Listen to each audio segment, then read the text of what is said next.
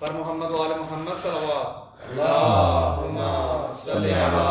محمد و آل محمد۔ لا حول ولا قوة الا باللہ العلی العظیم، حسبنا اللہ ونعم الوکیل، نعم المولا ونعم النصیر۔ اعوذ باللہ من الشیطان الرجیم، بسم اللہ الرحمن الرحیم۔ الحمد للہ رب العالمین بارئ الخلائق اجمعین، ثم الصلاة والسلام علی محمد وآلہ الطیبین الطاہرین المعصومین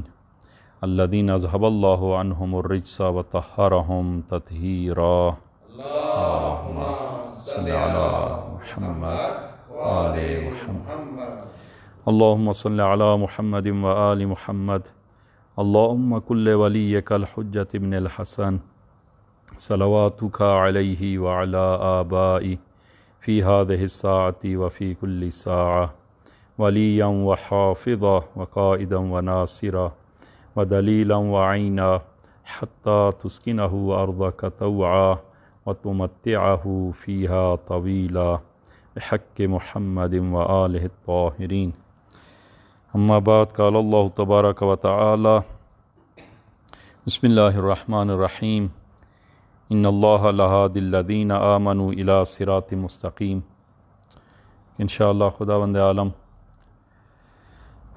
آپ عزیزان کی اس عبادات اور بندگی کو خداوند عالم اپنی بارگاہ میں بحق امیر المومنین علی بن ابی طالب قبول فرمائے۔ عزیزان، ماہ مبارک کے رمضان کی 19 تاریخ اور 19واں روزہ کہ امیر المومنین صلوات اللہ وسلام علیہ کی شہادت کے ایام ہیں، اور وہ امیر المومنین کہ یعصوب الدین ہیں اور مولا الموحدین، امام المتقین،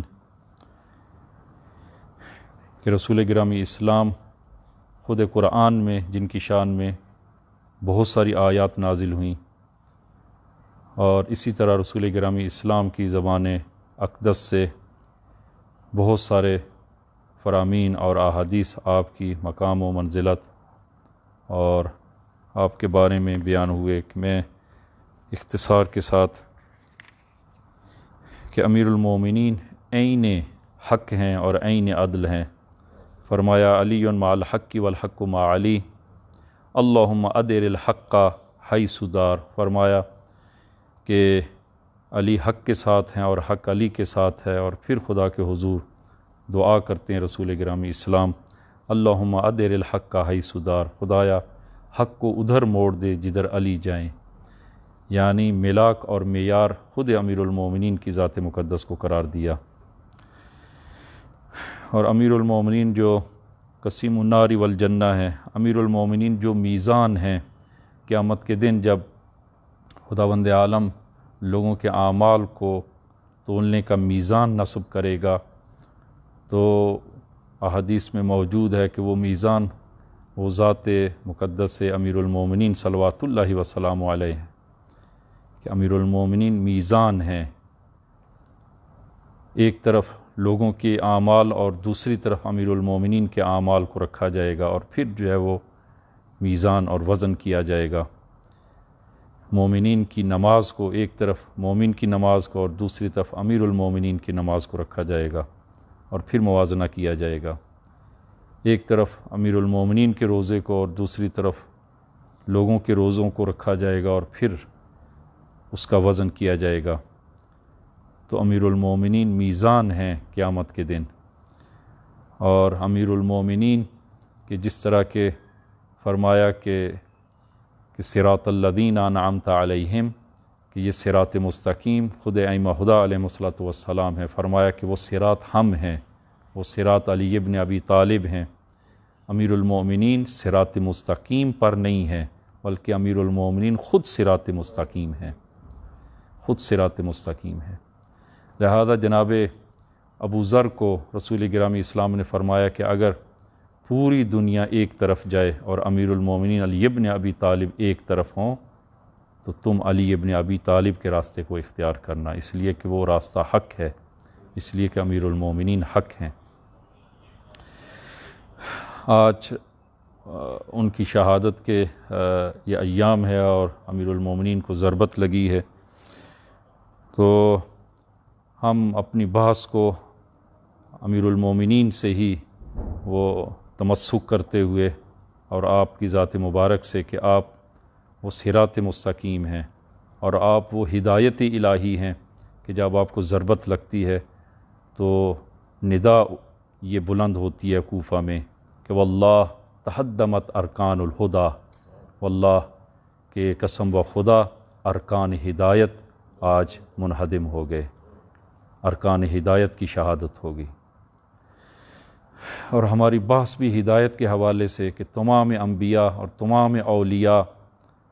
انسانیت کی ہدایت کے لیے آئے ہیں، اور آج اس ہدایت الہیہ، ایک ہدایت الہیہ پہ ضربت لگتی ہے۔ لہذا امام کی یاد اور علیکم السلام، امام کی یاد کا ایک اہم ترین ذریعہ اور طریقہ کہ ان کی راہ و روش کو بیان کیا جائے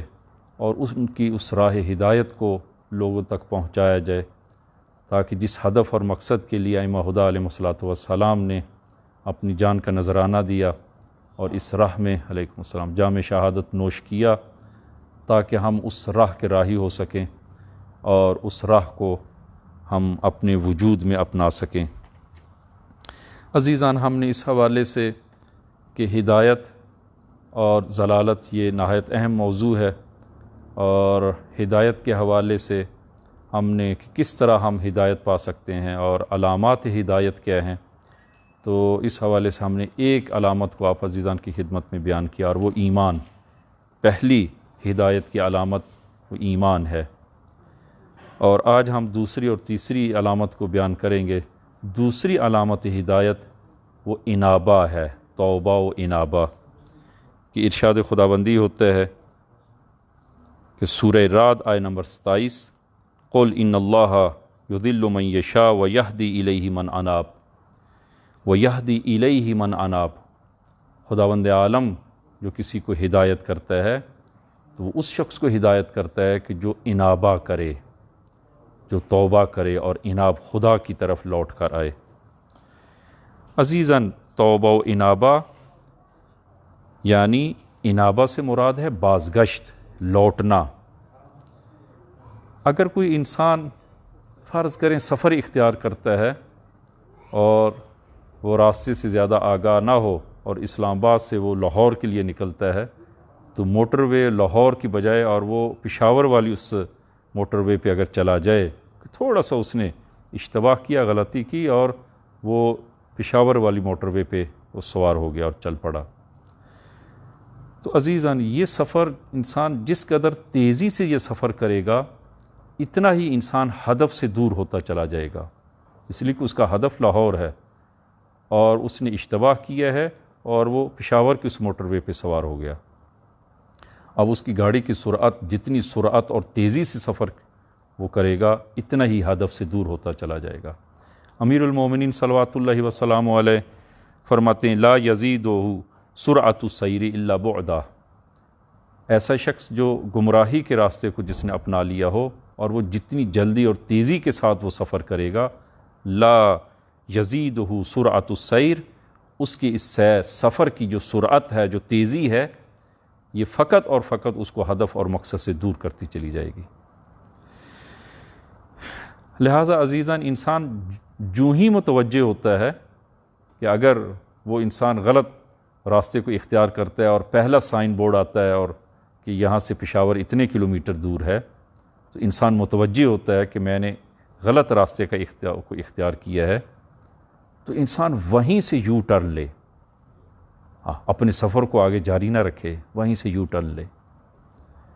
تاکہ اس کے اس سفر کا وہ اور ہدف جو ہے اس کا واضح، چونکہ ہدف واضح ہے، اور وہ اس سفر کی طرف، اپنے ہدف کی طرف جو ہے وہ چل پڑے۔ لہذا خداوند عالم نے فرمایا وَيَهْدِي إِلَيْهِ مَنْ أَنَابَ، خداوند عالم ہدایت فرماتا ہے اس شخص کو کہ جو خدا کی طرف بازگشت کرے، جو خدا کی طرف لوٹے۔ رسول گرامی اسلام صلی اللہ علیہ وآلہ وسلم، جس طرح کی اس حدیث کو ہم نے پہلے بھی بیان کیا، فرمایا یا عباد اللہ انتم کل مرضا و رب العالمین کا طبیب، فرمایا کہ اے لوگو تم مریضوں کی طرح ہو، مریض ہو اور خداوند عالم طبیب ہے۔ فصلاح المریضی فیما یعلمہ الطبیب، اور مریض کی صلاح اور مریض کی بہتری اسی چیز میں ہے کہ جو طبیب تشخیص دے، جو طبیب نسخہ دے، مریض کی بہتری اسی میں ہے۔ عزیزاً، مریض اگر شوگر کا مریض ہے وہ چاہتا ہے، وہ میٹھا چاہتا ہے، لیکن میٹھا اس کی بھلائی میں نہیں ہے، اس کی بہتری میں نہیں ہے۔ لہذا رسول گرامی اسلام کی صفات کو بیان کرتے ہوئے امیر المومنین نہج البلاغہ میں فرماتے ہیں کہ امیر رسول گرامی اسلام طبیب دوار بطبہ، رسول گرامی اسلام ایسے طبیب ہیں کہ جو خود مریضوں کو ڈھونڈتے ہیں۔ عزیزاً، آج کل ایسا نہیں ہے، بعض لوگ جس طرح کہ آپ دیکھتے ہیں کہ ایک شخص ہے کہ اس نے اپنی دکان ایک جگہ پہ، اپنے جنس اور تمام چیزیں ایک جگہ پہ رکھی ہیں، لوگ آتے ہیں اس کے پاس خریداری کے لیے۔ ایک مرتبہ یہ ہے کہ ایک شخص ایک گاڑی میں تمام سامان رکھتا ہے اور گلی گلی جا کر اس کو بیچتا ہے۔ طبیب بھی دو طرح کے ہیں، ایک طبیب ہے کہ جس نے اپنا مطب بنایا ہے، اور ایک طبیب وہ ہے کہ جو چل پھر کر طبابت کرتا ہے۔ اور گزشتہ بھی اسی طرح ہوتا تھا، طبیب جو ہے وہ ایک جگہ نہیں بیٹھتے تھے، چل پھر کے جو ہے وہ طبابت کرتے تھے۔ تو امیر المومنین رسول گرامی اسلام کی صفات کو بیان کرتے ہوئے فرمایا کہ طبیب دوار بطبہ، کہ رسول گرامی اسلام ایک ایسے طبیب ہیں کہ جو طبیب دوار ہیں، چل پھر کر طبابت کرتے ہیں، خود مریض کو ڈھونڈتے ہیں۔ اور پھر فرمایا قد احما مواسمہ و احکم مراحمہ، گزشتہ طب میں یہ ہوتا تھا کہ اگر زخم جو ہے وہ اس کو پہلے اس کو پٹی کی جاتی تھی، مرہم لگائی جاتی تھی، اور اگر وہ زخم بڑھ جائے اور مرہم سے اس کا مداوع نہ کیا جا سکے تو پھر اس کو داغا جاتا تھا، اس کو داغتے تھے۔ تو فرمایا کہ رسول گرامی اسلام ایسے طبیب ہیں کہ جو اپنی طبابت کا سامان ان کے ہمراہ ہیں، جہاں پر مرہم کی ضرورت ہے مرہم لگاتے ہیں، جہاں پر داغنے کی ضرورت ہے داغتے ہیں۔ قد احما مواسمہ و احکم مراحمہ۔ لہذا آپ ملاحظہ فرمائیں کہ جب فتح مکہ ہوا تو اکرمہ ابو جہل کا بیٹا ہے، اور ابو جہل وہ شخص ہے کہ جس کے بارے میں رسول گرامی اسلام فرماتے ہیں کہ حضرت میرے بھائی موسیٰ کے دور کا فرعون میرے دور کے فرعون سے بہتر تھا، اس لیے کہ موسیٰ کے دور کا فرعون کہ جب اس نے وہ عذاب الہی کو دیکھا تو اس وقت اس نے توبہ کی، لیکن اس وقت اس کی توبہ کا فائدہ نہیں تھا۔ لیکن فرمایا کہ میرے دور کا فرعون ابو جہل کہ جب عبداللہ ابن مسعود اس کے سینے پر سوار ہوئے اور اس کا وہ گردن کاٹنا چاہتے ہیں، تو اس وقت بھی رسول گرامی اسلام کو دشنام دے رہا تھا، اور یہ اکرمہ اسی ابو جہل کا بیٹا ہے۔ اور فتح مکہ کے بعد رسول گرامی اسلام نے فرمایا کہ جو ہتھیار ڈال دے اور جو جنگ سے ہاتھ اٹھا لے اس کو سب کو معاف کرتا ہوں، انتم الطلقاء، کہ تم سب کے سب طلقاء ہو، آزاد ہو۔ لیکن اکرمہ نے تلوار نہیں رکھی، اس نے جنگ شروع کی، اور جب دیکھا کہ وہ کسی صورت میں غلبہ نہیں پا سکتا، پھر اس نے مکہ سے فرار کیا، جدہ پہنچا اور وہاں پر کشتی پر سوار ہوا تاکہ اس علاقے سے نکل جائے۔ کشتی طوفان کا شکار ہوئی، اور جب طوفان کا شکار ہوئی تو انسان جب مشکل میں پڑتا ہے تو قرآن فرماتا ہے کہ دعوا اللہ مخلصین، اس وقت انسان خالصتاً خدا کی طرف متوجہ ہوتا ہے، دعوا اللہ مخلصین، اخلاص کے ساتھ خدا کو پکارتا ہے۔ جب یہ کشتی طوفان میں مبتلا ہوئی تو اس نے خدا کو پکارا، خدایا اگر میں بچ جاؤں اور مجھے نجات مل جائے میں اسلام قبول کروں گا۔ خداوند عالم نے اس کو نجات دی۔ یہ مکہ آتا ہے چھپ چھپا کر، اس لیے کہ رسول گرامی اسلام نے 10 افراد کے محدور الدم ہونے کا اعلان فرما دیا تھا، فرمایا تھا کہ 10 افراد ان کی توبہ قبول نہیں ہے اور یہ واجب القتل ہیں۔ جو جہاں ان کو دیکھے ان کو قتل کر دے۔ ان میں سے ایک اکرمہ ہے اور ایک اور کہ ابھی ان کا ذکر کریں گے۔ یہ اکرمہ چھپ چھپا کر مکہ پہنچتا ہے، اور نماز صبح جب رسول گرامی اسلام نے نماز صبح مکہ میں ادا فرمائی تو یہ فوراً رسول گرامی اسلام کے سامنے آتا ہے، اشہد ان لا الہ الا اللہ و اشہد ان محمد رسول اللہ، اسلام قبول کرتا ہے۔ رسول گرامی اسلام نے جب دیکھا کہ یہ اسلام لے آیا ہے، اس رسول گرامی اسلام کھڑے ہوئے، اس کو اپنے آغوش میں لیا اور فرمایا مرحبا للراکب المہاجر، مرحبا للراکب المہاجر۔ عزیزاً، مہاجر کسے کہتے ہیں؟ مہاجر یعنی جو ہجرت کرے، جو ہجرت کرے، اور یہ بہت اہم لفظ ہے، قرآن میں کئی مرتبہ اس کا ذکر ہوا ہے، انی مہاجر الی اللہ۔ دو قسم کے افراد ہیں، بعض افراد ہیں جو سفر پہ نکلتے ہیں، اپنے گھر سے نکلتے ہیں سفر پہ، اور انہوں نے واپس لوٹنا ہے، واپس لوٹنے کا ارادہ ہے، اس کو مہاجر نہیں کہیں گے، اس کو کہیں گے یہ مسافر ہے، یہ اپنے گھر سے نکلا ہے اور چند دن سفر پہ ہے اور پھر اس نے اپنے گھر واپس لوٹنا ہے، اس کو مسافر کہتے ہیں۔ مہاجر اس کو کہتے ہیں کہ جو اپنے گھر بار کو چھوڑ کر نکلے اور دوبارہ پھر اپنے وطن جانے کا ارادہ اور قصد نہ ہو۔ جس طرح کہ رسول گرامی اسلام نے مکہ سے مدینہ کی طرف ہجرت کی، مسلمانوں نے مکہ سے مدینہ کی طرف ہجرت کی، اپنے گھر بار کو چھوڑا، مکہ سے مدینہ پہنچے اور پھر دوبارہ لوٹنے کا ارادہ نہیں ہے، اس کو کہیں گے مہاجر۔ رسول گرامی اسلام نے یہی تعبیر اختیار کی، فرمایا مرحبا للراکب المہاجر، خوش آمدید اور مرحبا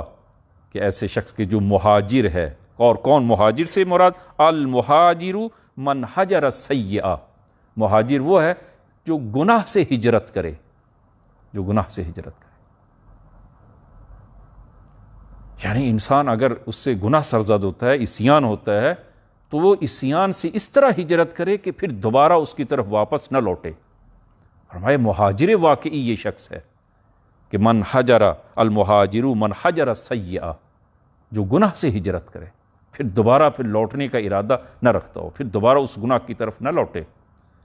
آپ نے فرمایا کہ مرحبا للراکب المہاجر، کہ تم اسلام لے آئے ہو اور دین مبین اسلام کو قبول کیے ہے اور کفر کو چھوڑ کر اسلام کی طرف لوٹے ہو، فرمایا کہ مرحبا۔ یہ ایک دوسرا ابو سفیان بن حرث،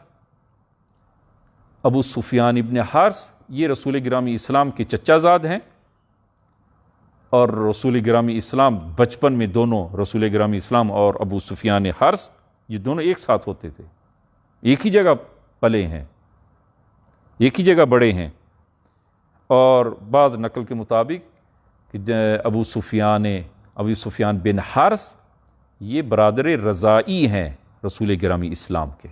ایک ہی ماں کا دودھ پیا ہے، ایک ہی خاتون کا دودھ پیا ہے۔ لیکن جب رسول گرامی اسلام اعلان نبوت فرمایا تو اسی ابو سفیان بن حرث نے رسول گرامی اسلام کو بہت اذیت پہنچائی۔ اچھا شاعر بھی تھا، رسول گرامی اسلام کے حجو میں یہ شعر کہتا، حجو کرتا رسول گرامی اسلام کو، اور اشعار کہتا اور بچوں سے کہتا کہ جاؤ ان اشعار کو پڑھو۔ بہت زیادہ اذیت کی، اس قدر اذیت کی کہ وہ 10 افراد کے جن کے محدور الدم ہونے کا رسول گرامی اسلام نے اعلان کیا، ان میں سے ایک ابو سفیان بن حرث ہے، یہ بھی واجب القتل تھا۔ فتح مکہ کے بعد اس نے توبہ کی، اور توبہ کرنے کے بعد اب اعلان تو ہو چکا ہے،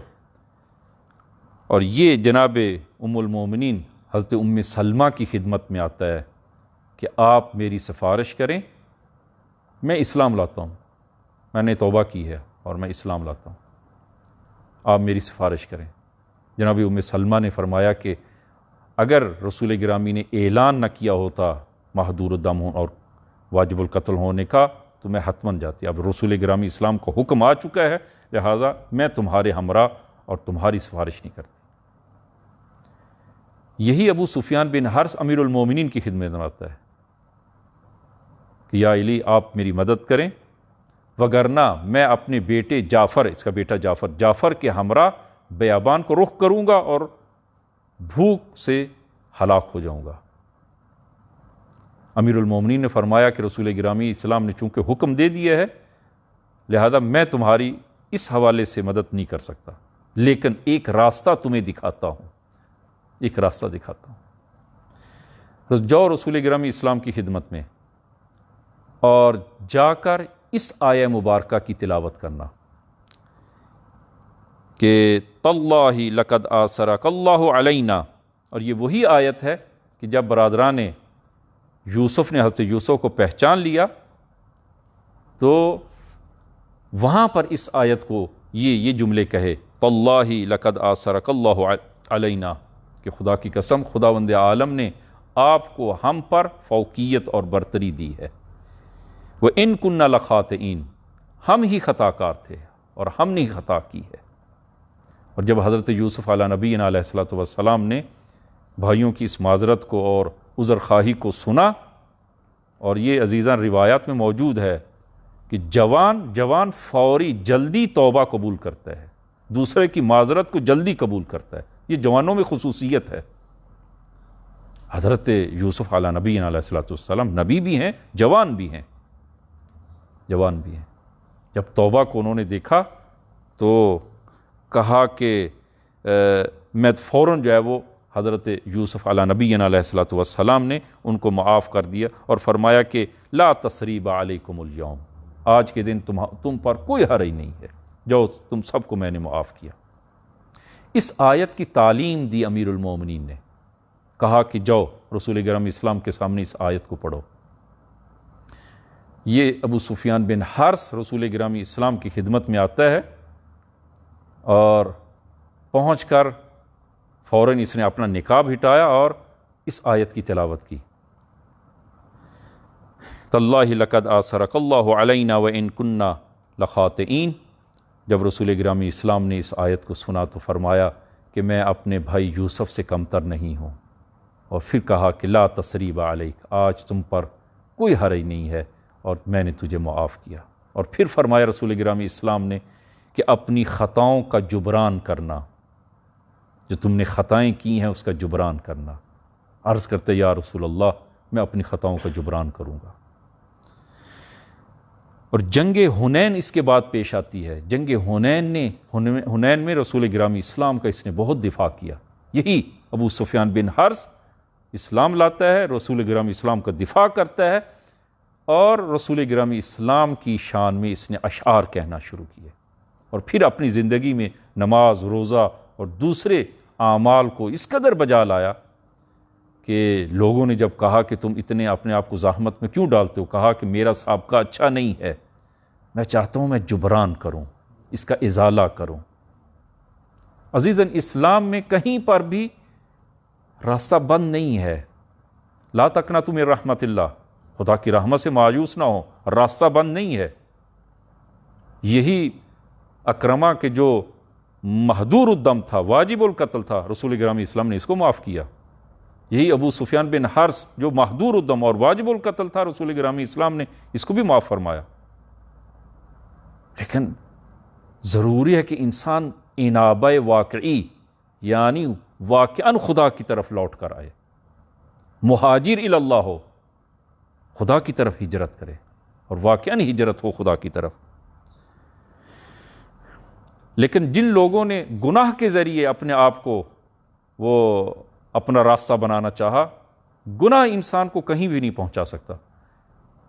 کہ امام حسین صلوات اللہ وسلام علیہ سے جب کسی نے وہ خط لکھا اور عرض کیا کہ یا ابن رسول اللہ مجھے 2 جملوں میں مجھے نصیحت کریں، 2 جملوں، آپ نے نصیحت فرمائی کہ من حاول امرا بمعصیت اللہ کان افوت لما یرجو واسرع لمجیء ما یحذر، فرمایا کہ جو معصیت الہی سے کسی مقام کو پانا چاہتا ہے وہ اپنی اس مراد میں نامراد ہوگا، کبھی بھی اپنی مراد کو نہیں پا سکے گا۔ عزیزان آپ ملاحظہ فرمائیں کہ عمر سعد نے از راہ وہ گناہ کے راستے رے کو پانا چاہا، خداوند عالم نے اس کو نامراد کیا۔ شمر دل زوشن نے گناہ کے ذریعے وہ مال دنیا کو حاصل کرنا چاہا، خداوند عالم نے اس کو نامراد کیا۔ گناہ انسان کو کسی مقام پر نہیں پہنچاتا۔ لہذا عزیزاً دوسرا راستہ اور دوسری علامت ہدایت کی، پہلی علامت ہدایت ایمان، دوسری علامت ہدایت کی جس کو قرآن نے بیان فرمایا وَيَهْدِي إِلَيْهِ من اناب، کہ جو خدا کی طرف توبہ کرے اور خدا کی طرف لوٹ کر آئے، خداوند عالم اس کو ہدایت فرماتا ہے۔ اور تیسری علامت ہدایت جس کو قرآن نے بیان فرمایا کہ سورہ انعام آیا نمبر 125 فرمایا فَمَن يُرِدِ اللَّهُ أَن يَهْدِيَهُ يَشْرَحْ صَدْرَهُ لِلْإِسْلَامِ وَمَن يُرِدْ أَن يُضِلَّهُ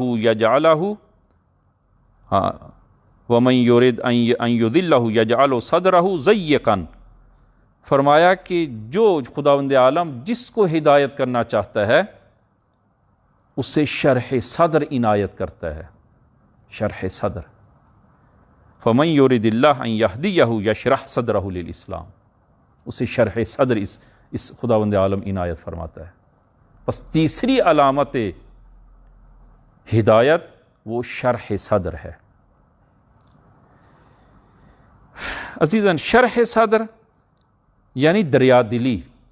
شرح صدر یعنی قدرت تحمل، شرح صدر یعنی انسان حوادث کے مقابل میں وہ اپنے آپ کو گم نہ کرے،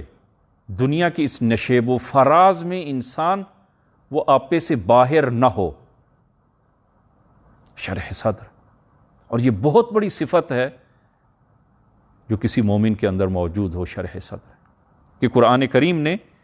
فرمایا کہ اس ملاحظہ فرمائیں اس سورہ حج آیہ نمبر 11 وَمِنَ النَّاسِ مَن يَعْبُدُ اللَّهَ عَلَى حَرْفٍ، لوگوں میں سے کچھ ایسے لوگ بھی ہیں کہ جو خدا کی بندگی کرتے ہیں علی حرف، ای علی طرف۔ دیکھیں حرف اور طرف جو ہے وہ انشاءاللہ اس کو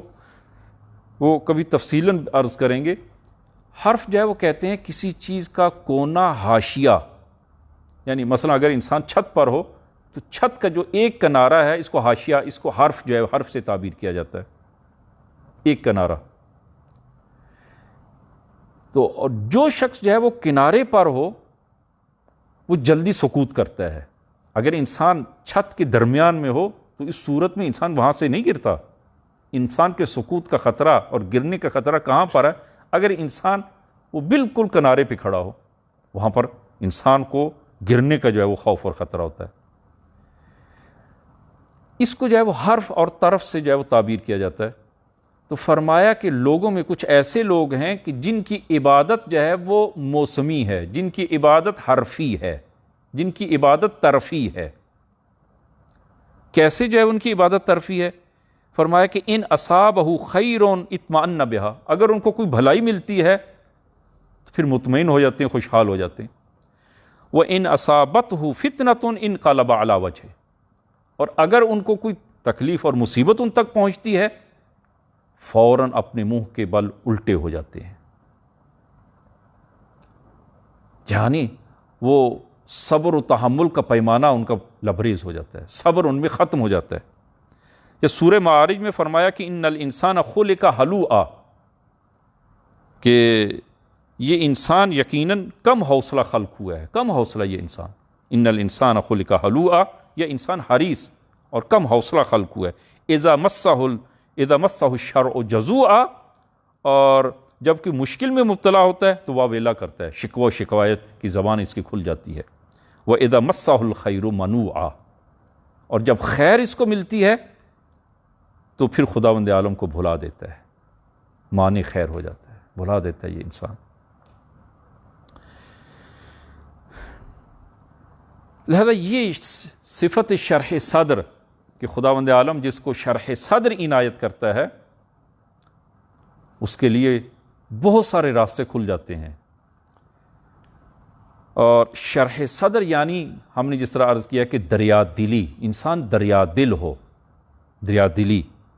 شرح صدر جو رکھتا ہے وہ انسان حق گو ہو جاتا ہے، جو شرح صدر رکھتا ہے مصیبت میں اس کا تحمل زیادہ ہو جاتا ہے، اور اگر کوئی شرح صدر رکھتا ہو فقر اور تنگ دستی میں، وہ انسان پھر اپنے آپ کو گم نہیں کرتا، زمین بوس نہیں ہوتا وہ انسان۔ رسول گرامی اسلام صلی اللہ علیہ وآلہ وسلم سے یہ حدیث فرمایا کہ اذا اراد بعبد خیرا، کہ شرح صدر کے حوالے سے کہ اذا اراد بعبد خیرا شرح صدرہ للاسلام، کہ خداوند عالم جب کسی بندے کی خیر کا ارادہ رکھتا ہو، بھلائی کا ارادہ رکھتا ہو، تو شرح صدرہ للاسلام، اس کو شرح صدر عنایت کرتا ہے، اور جب شرح صدر عنایت ہوتی ہے فَإِذَا أَعْطَاهُ ذَلِكَ،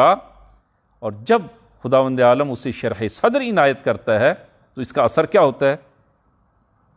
انتقا لسانہ بالحق، اس کو حق گو زبان عنایت کرتا ہے، حق گوئی اس کے اندر پیدا ہو جاتی ہے۔ بس جو ہے وہ علامت شرح صدر، یعنی ہدایت کی ایک علامت شرح صدر ہے، اور شرح صدر کی علامت کیا ہے؟ حق گوئی۔ میں اس کو تاریخ سے عرض کروں، عزیزاً جناب ابو ذر کہ جو جس طرح کہ نقل ہوا ہے کہ 5ویں مسلمان ہیں، اس ترتیب سے اگر جو ہے وہ آپ دیکھیں تو جناب ابو ذر اس صدر اسلام میں اسلام قبول کیا ہے، اور 5ویں مسلمان ہیں جناب ابو ذر۔ اور جناب ابو ذر مکہ آتے ہیں، اور مکہ آ کر رسول گرامی اسلام کی صحبت اختیار کی، آپ کی کلام قرآن کی آیات کو سنا اور سن کر مسلمان ہو گئے۔ امام صادق صلوات اللہ وسلم علیہ فرماتے ہیں کہ منہم من یؤمن بالسمع، مسلمانوں میں جو مسلمان ہوئے ہیں لوگوں میں کچھ ایسے لوگ ہیں کہ جو مسلمان ہوئے ہیں بالسمع، انہوں نے آیات الہی کو سنا اور سن کر مسلمان ہو گئے۔ آیات الہی اس قدر واضح ہیں اور حقیقت اس قدر روشن ہے، قرآن اس قدر، قرآن کی ہدایت واضح ہے کہ صدر اسلام میں آپ ملاحظہ کریں کتنے لوگ ہیں کہ جنہوں نے قرآن کی آیات کو سنا ہے اور مسلمان ہو گئے۔ جناب ابو ذر نے رسول گرامی اسلام سے کسی معجزے کا مطالبہ نہیں کیا، آیات الہی کو سنا، مسلمان ہو گئے۔ فرمایا کہ منہم من یؤمن بالسمع، کچھ لوگ ایسے ہیں کہ جو آیات الہی کو سن کر ایمان لے آئے، ومنہم من یؤمن بالنظر، اور کچھ لوگ ایسے ہیں کہ جنہوں نے دیکھ کر ایمان لائے ہیں، یعنی کچھ معجزات طلب کیے، معجزات کو دیکھا اور معجزات دیکھنے کے بعد وہ ایمان لائے، اور کچھ لوگ ایسے ہیں کہ منہم من لا یؤمن بالسمع والنظر، کچھ لوگ ایسے ہیں کہ جنہوں نے آیات الہی کو سنا اور معجزات الہی کو بھی دیکھا، رسول گرامی اسلام کے ہاتھوں معجزات کو بھی دیکھا، ان معجزات کو دیکھنے کے باوجود بھی وہ ایمان نہیں لائے، جس طرح کہ ابو جہل ہے، ابو لہب ہے، اور بہت سارے، وہ ایمان نہیں لائے۔ جناب ابو ذر مکہ آتے ہیں، امیر المومنین علی ابن ابی طالب نے 2 رات اپنا مہمان قرار دیا جناب ابو ذر کو۔ اس کے بعد رسول گرامی اسلام کی خدمت میں آتے ہیں، آیات الہی کو سنتے ہیں، مسلمان ہو جاتے ہیں۔ مسلمان ہونے کے بعد، اور یہ عجیب ہے جناب ابو ذر کی حق گوئی اسی وقت سے حق گوئی جناب ابو ذر کے اندر موجود تھی۔ شرح صدر آپ دیکھیں، اور مظلومیت جناب ابو ذر اسی وقت سے، اولی اسلام سے مظلوم واقع ہوئے ہیں۔ رسول گرامی اسلام کی خدمت میں عرض کرتے ہیں، یا رسول اللہ، میں اپنی ایمان کا اظہار بیت اللہ میں جا کر اظہار کرنا چاہتا ہوں اور آیات الہی کی تلاوت کرنا چاہتا ہوں۔ فرمایا کہ یہ سب دشمن ہیں، سب مشرک ہیں، تمہیں تکلیف پہنچائیں گے۔ اجازت لی، بیت اللہ میں آتے ہیں اور بلند آواز سے اپنے اسلام کا اظہار کرتے ہیں، ایمان کا اظہار کرتے ہیں، اور آیات الہی کی تلاوت شروع کرتے ہیں۔ مشرکین مکہ نے مارا، پکڑا، اور اس قدر زود و کوب کیا اور اس قدر مارا کہ جناب عباس ابھی وہ مسلمان نہیں ہوئے تھے، عباس نے ان کو ان مشرکین سے چھڑایا اور ان کو نجات دی۔ دوسرے دن پھر جناب ابوذر آتے ہیں اور پھر یہی کام کرتے ہیں، پھر ان کو اذیت پہنچائی جاتی ہے۔ جناب عباس نے ان کو چھڑایا اور پھر جو ہے ان سے کہا کہ اب تم مکے میں نہ رہو۔ جناب ابوذر کو اسی وقت مکے سے ہجرت کرنا پڑی، اور یہی جناب ابوذر ہیں کہ رسول گرامی اسلام کے بعد بھی عیناً یہی حالات پیش آئے کہ دربار میں وہ جاتے ہیں اور وہاں جا کر فریاد بلند کرتے ہیں اور کہتے ہیں کہ رسول گرامی اسلام کی رحلت کے بعد کہا کہ کیا تمہیں یاد ہے کہ ہم دونوں ایک مرتبہ رسول گرامی اسلام کی خدمت میں گئے اور رسول گرامی اسلام نہایت پریشان ہیں، تو عرض کہ یا رسول اللہ آپ پریشان کیوں ہیں؟ فرمایا کہ آج رات میں سو نہیں سکا۔ کیوں یا رسول اللہ، کیوں نہیں سو سکے؟ فرمایا کہ بیت المال میں 2 درہم باقی بچ گئے تھے اور ساری رات مجھے نیند نہیں آئی کہ یہ 2 درہم وہ باقی بچے ہیں، کسی مستحق تک اس کو پہنچنا ہے۔ اور رسول گرامی اسلام کی زندگی میں بیت المال کو بیت المال نامی جگہ نہیں ہوتی تھی۔ بیت المال یعنی وہ بیت، یعنی وہ جگہ کہ جہاں پر مال کو رکھا جاتا تھا۔ یہ بیت المال کی اصطلاح رسول گرامی اسلام کے بعد کی ہے۔ رسول گرامی اسلام کے دور میں اور آپ کی زندگی میں کبھی بھی مال کو کسی جگہ اکٹھا نہیں رکھا گیا تھا، جو ہی مال آتا تھا اس کو فوراً تقسیم کر دیتے تھے۔ ہاں، بعد میں ضرورت پیش آئی کہ ایک ایسی جگہ محل بنایا جائے، کہ محل یعنی ایک ایسی جگہ قرار دی جائے کہ جہاں پر اس مال کو اکٹھا کیا جائے اور پھر ایسا ایسا اس کو تقسیم کیا جائے۔ یہ بات کی اصطلاح ہے بیت المال کی۔ فرمایا کہ 2 درہم باقی بچ گئے اور مجھے نیند نہیں آئی، لیکن آج تم ہو کہ مال کو اکٹھے کیے ہوئے ہو۔ کھڑے ہو گئے رسول گرامی اسلام کے بعد، اس بزرگ کے سامنے کھڑے ہو گئے کہ آج تم ہو کہ اس مال کو تم نے اکٹھا کیا اور جمعآوری کی ہے، اور وہ اپنے ہی عزیز و اقارب میں اس کو اقربا پروری تم جو ہے وہ کرتے ہو، اور جس کے نتیجے میں ان کو پہلے شام میں وہ بھیجا گیا جناب ابوذر کو، اور پھر شام کے بعد جب دوبارہ مدینہ میں آتے ہیں تو ربضہ ان کو بھیجنے پر، اور ربضہ جو ہے وہ مدینے سے ان کو نکال دیا جاتا ہے اور ربضہ بھیجا جاتا ہے۔ عزیزاً، شرح صدر کی علامت وہ حق گو زبان ہے۔ خداوند عالم اس کو حق گو زبان عنایت کرتا ہے کہ آپ اس حدیث کے الفاظ کو آپ ملاحظہ فرمائیں کہ رسول گرامی اسلام نے فرمایا اذا اراد بعبد خیر شرح صدرہ للاسلام فاذا اعطاہ ذلک انطق لسانہ بالحق، اس کے حق گو زبان عنایت کرتا ہے، وَأَقَدَ قَلْبَهُ عَلَيْهِ، اور اس کو وہ یقین محکم عنایت کرتا ہے، فَعَمِلَ بِهِ، جس کے نتیجے میں وہ انسان اس شخص پر، وہ مومن اس پر عمل کرتا ہے، فَإِذَا جَمَعَ اللَّهُ لَهُ ذَلِكَ تَمَّ لَهُ إِسْلَامُهُ، تو اس کے نتیجے میں اس کا اسلام، جب یہ تمام چیزیں اکٹھی اور جمع ہو جاتی ہیں تو پھر اس کا اسلام کامل اور تمام ہوتا ہے۔ لہذا دوسری عزیزان اہم ترین علامت، وہ تیسری علامت وہ شرح صدر ہے۔ ہدایت کی تیسری علامت شرح صدر۔ انسان فوراً آپے سے باہر نہ ہو، انسان کا حوصلہ زیادہ ہونا چاہیے۔ آپ ملاحظہ فرمائیں امیر المومنین صلوات اللہ وسلام علیہ، رسول گرامی اسلام کے بعد کتنے فتنے برپا ہوئے کہ جن کی پیشن گوئی خود رسول گرامی اسلام نے وہ پیشن گوئی فرمائی، اور پھر امیر المومنین کو صبر کی تلقین کی۔ وہی امیر المومنین صلوات اللہ وسلام علیہ جو فاتح جنگ خیبر و احد و خندق اور تمام مارکوں کے فاتح امیر المومنین ہیں، اور پھر آخری دور میں آپ ملاحظہ فرمائیں کہ جنگ جمل ہو، جنگ صفین ہو، جنگ نہروان، بڑھاپے میں وہ، لیکن درمیان کے آپ اس عرصے میں آپ ملاحظہ کریں کہ امیر المومنین نے خاموشی اختیار کی،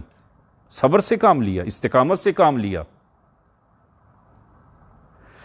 اور امیر المومنین کے حالات میں آپ ملاحظہ فرمائیں کہ اول مظلوم اور صابرین میں سے افضل صابرین خود امیر المومنین ہیں، کہ جب آپ کو وہ حالات، جب حضرت زہرا کے گھر پر حملہ کیا گیا اور امیر المومنین کو کھینچ کر مسجد کی طرف جب لایا گیا، ان حالات کو دیکھ کر ایک یہودی مسلمان ہوتا ہے، انہی حالات کو دیکھ کر ایک یہودی مسلمان ہو جاتا ہے۔ جب اسے پوچھا گیا کہ تم مسلمان کیوں ہوئے ہو، کہا کہ میں نے دیکھا ہے امیر المومنین علی بن ابی طالب کی جنگ کو اور ان کی شجاعت کو، میں نے خیبر میں بھی دیکھا ہے اور دوسری جنگوں میں نے دیکھا ہے، لیکن آج امیر المومنین کا ہاتھ تلوار پہ نہیں ہے، آج امیر المومنین کے ہاتھ بندھے ہوئے ہیں۔ یہ لوگ امیر المومنین کے ہاتھ نہیں باندھ سکتے، یہ کہ کوئی اور طاقت ہے کہ جس نے امیر المومنین کے ہاتھ باندھے ہیں، جس نے امیر المومنین کو صبر پر مجبور کیا ہے۔ ان لوگوں کی کیا جرأت کہ جو امیر المومنین کو روک سکیں؟ ان حالات میں عزیزاً یہ اس سے بڑا صبر کا مقام کیا ہوگا کہ انسان کی ناموس، اور وہ بھی رسول کی بیٹی، کہ امیر المومنین کی ناموس کی حد کے حرمت ہو اور پھر امیر المومنین صبر کریں، اس سے بڑا صبر کیا ہو سکتا ہے؟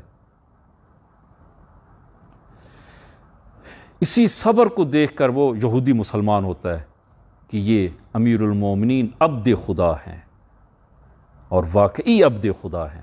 جو خدا کی اس مرضی اور منشا پہ آج صبر کیے ہوئے ہیں۔ لہذا شرح صدر عزیزاً، انسان کا جب ایمان آتا ہے، جب ہدایت الہی ہوتی ہے، شرح صدر خداوند عالم عنایت کرتا ہے، شرح صدر آتا ہے انسان میں، دریا دلی آتی ہے۔ صبر یہ نہیں ہے کہ انسان، شجاعت ہمیشہ یہ نہیں ہے کہ انسان ہمیشہ اس کا ہاتھ وہ تلوار پہ ہو، ہاں کہیں پر شجاعت یہ ہے کہ انسان وہ ناموس کو حد کے حرمت دیکھے اور وہاں پر صبر کرے۔ شجاعت، یہ بھی شجاعت ہے۔ عزیزاً آخر میں فقط جو ہے وہ وقت نہیں کہ میں عرض کروں کہ یہ آیہ مبارکہ کہ افمن شرح اللہ صدرہ للاسلام فہو علی نور من ربہ، سورہ زمر آیہ نمبر 22، کہ افمن شرح اللہ صدرہ للاسلام، کہ جس کو خداوند عالم شرح صدر عنایت کرتا ہے، فہو علی نور من ربہ، یہ شخص نور الہی میں ہوتا ہے، اس کے دل میں نور الہی وہ پیدا ہوتا ہے، یہ شخص نور الہی میں ہوتا ہے۔ اس آیت کے حوالے سے رسول گرامی اسلام سے سوال کیا کہ یا رسول اللہ، ہم کس طرح پہچانیں اس نور کو، ہم کیسے پہچانیں کہ کیا وہ نور ہمارے اندر موجود ہے یا وہ نور ہمارے اندر موجود نہیں ہے؟ اس نور کی کیا علامت ہے؟ رسول گرامی اسلام نے فرمایا کہ اس کی 3 علامتیں ہیں، 3 علامتیں، اور وہ 3 علامتیں یہ ہیں۔ فرمایا کہ وَالتَّجَافِي، یہ پوری روایت جو ہے وہ کہ یا رسول اللہ فَهَلْ ذَلِكَ عَلَىٰ، اس کی علامت جو ہے وہ کیا ہے؟ فرمایا قال التجافی عن دار الغرور والانابہ الى دار الخلود والاستعداد للموت قبل نزول الموت۔ اس نور کی 3 علامتیں ہیں۔ فرمایا کہ پہلی علامت جو ہے وہ یہ ہے التجافی عن دار الغرور، پہلی علامت یہ ہے کہ یہ انسان اس دار غرور سے تجافی کرتا ہے۔ عزیزاً یہ تجافی، یہ تشہد میں بیٹھنے کی اس حالت کو کہا جاتا ہے کہ انسان بالکل نیچے بیٹھے اور دونوں پاؤں کو ایک طرف نکالے اور ایک طرف ذرا مائل اور جھک کر جو ہے وہ بیٹھے، اس کو کہا جاتا ہے، اس حالت کو تجافی کہا جاتا ہے۔ یعنی تجافی کا دوسرے معنی میں جو معنی ہے کہ یہ تجافی یعنی انسان کے بیٹھنے کی جگہ وہ ایک مطمئن قسم کی جگہ نہ ہو، کہ جہاں پر انسان ایک مرتبہ ایک مطمئن جگہ پہ بیٹھتا ہے کہ جہاں پر اس نے ہمیشہ وہ مثلا بیٹھنا ہے، کچھ دیر بیٹھنا ہے، لیکن ایک مرتبہ انسان بیٹھتا ہے ایک اٹھنے والی کیفیت میں، ایک طرف جھک کر جو ہے وہ بیٹھتا ہے، اس حالت کو جو ہے وہ تجافی کہتے ہیں۔ جس طرح کہ سورہ سجدہ آیہ نمبر 16 میں تتجافى جنوبهم عن المضاجع یدعون ربهم خوفا وطمعا ومما رزقناهم ينفقون، فرمایا کہ رات کو ان کے پہلو بستر سے الگ رہتے ہیں، یعنی وہ رات کو جب انسان سوتا ہے تو نماز شب کی جب فکر ہوتی ہے تو پھر انسان کچھ دیر کے لیے نماز شب سے اپنے بستر کو خیر بات کہتا ہے۔ تو قرآن اس کو فرماتا ہے کہ تتجافی جنوبہم عن المضاجع، کہ رات کو ان کے پہلو بستر سے الگ رہتے ہیں۔ تجافی کا معنی یہی ہے۔ فرمایا کہ یہ پہلی علامت اس نور الہی کی کہ التجافی عن دار الغرور، دار غرور یعنی یہ دار دنیا سے یہ انسان وہ مطمئن نہیں ہوتا، دار دنیا سے دل نہیں لگاتا، اس دنیا سے وہ دل نہیں، اس دنیا کی محبت اپنے دل میں نہیں رکھتا۔ یہ پہلی علامت۔ دوسری علامت الانابہ الی دار الخلود، اور وہ اس کی بازگشت ہمیشہ فکر جو ہے وہ دار خلود کی طرف، قیامت کی طرف ہے، ہمیشہ رہنے والی دنیا کی طرف جو ہے وہ اس نے لوٹنا ہے، اور وہ اس کی فکر ہمیشہ اس آخرت کی طرف ہے۔ والاستعداد للموت قبل نزولہ، اور وہ مرنے سے پہلے موت کے لیے آمادہ ہوتا ہے۔ جناب مرحوم شیرازی سے جب کسی نے پوچھا، جناب مرحوم شیرازی بزرگ سے، کہ جب پوچھا کہ اگر آپ کو معلوم ہو جائے کہ آپ کی زندگی کے فقط 3 دن ہیں اور 3 دن کے بعد آپ نے اس دنیا سے رحلت کر جانا ہے، تو آپ کیا کریں گے؟ آپ کیا کریں گے؟ عزیزاً، اگر ہم میں سے کسی کو معلوم ہو جائے کہ زندگی فقط 3 دن ہیں، تو پھر انسان جو ہے وہ یقین جب ہو جاتا ہے تو پھر انسان کی کوشش ہوتی ہے کہ اعمال خیر کو بجا لے، یہ کرے وہ کرے۔ لیکن جناب مرحوم شیرازی بزرگ سے جب کسی نے کہا کہ اگر آپ کو معلوم ہو جائے کہ زندگی کے 3 دن ہیں تو آپ کیا کریں گے؟ فرمایا کچھ نہیں، جو میں پہلے سے کرتا ہوں وہی کروں گا۔ یعنی کیا مراد؟ یعنی میں نے اپنی زندگی کو اسی طرح مرتب کیا ہے کہ اگر ابھی اس لمحہ موت آ جائے تو میں موت کے لیے آمادہ ہوں۔ عزیزاً، وہ نور الہی کہ جو انسان کے دل میں ہے، کہ جو شرح صدر کے نتیجے میں جو نور الہی خداوند عالم انسان کو، مومن کو عنایت کرتا ہے، اس کی ایک علامت یہ ہے کہ انسان موت کے لیے آمادہ رہتا ہے ہمیشہ۔ اور جس انسان کو یقین ہو موت کا اور موت کے لیے ہمیشہ آمادہ ہو، تو اس کے اعمال کیسے ہوں گے؟ اس کے اعمال کیسے ہوں گے؟ بس عزیزاً، 3 ہم نے ابھی تک وہ علامات ذکر کی ہیں ہدایت کی پہلی علامت وہ ایمان ہے، دوسری علامت انابہ و توبہ ہے، اور تیسری علامت وہ شرح صدر ہے، اور اسی طرح کچھ علامات جو ہیں وہ کہ قرآن یہ ہدایت ہے، اسی طرح اہل بیت علیہم الصلاۃ والسلام ہدایت ہیں، یعنی تمسک بقرآن، تمسک باہل بیت، یہ علامت ہدایت ہیں کہ انشاءاللہ خداوند عالم بحق امیر المومنین کہ جن کی شہادت کے ایام چل رہے ہیں، خدایا ہم سب کو یہ ہدایت الہی ہم سب کو عنایت فرما، اور ہمیں یہ شرح صدر اور یہ انابہ ہم سب کو عنایت فرما، اور خصوصاً اور خدایا بحق امیر المومنین جو مومنین مریض ہیں، اور خصوصاً جن مومنین کا مجھے دعا کے لیے کہا گیا ہے، خدایا ان تمام مومنین کو اور مومنین اور مریضان اسلام کو خدایا صحت و سلامتی عنایت فرما، اور خصوصاً یہ وبا اور مرض جو وطن عزیز میں اور دنیا میں جہاں پر بھی خدایا تمام مومنین کو، تمام مسلمین اور تمام انسانیت کو اس وبا سے نجات عنایت فرما، اور خدایا ہم سب کو وہ ایمان واقعی ہم سب کو عنایت فرما، اور قرآن اور اہل بیت سے تمسک ہم سب کا پہلے سے زیادہ مضبوط سے مضبوط تر فرما۔ السلام علیکم ورحمۃ اللہ وبرکاتہ۔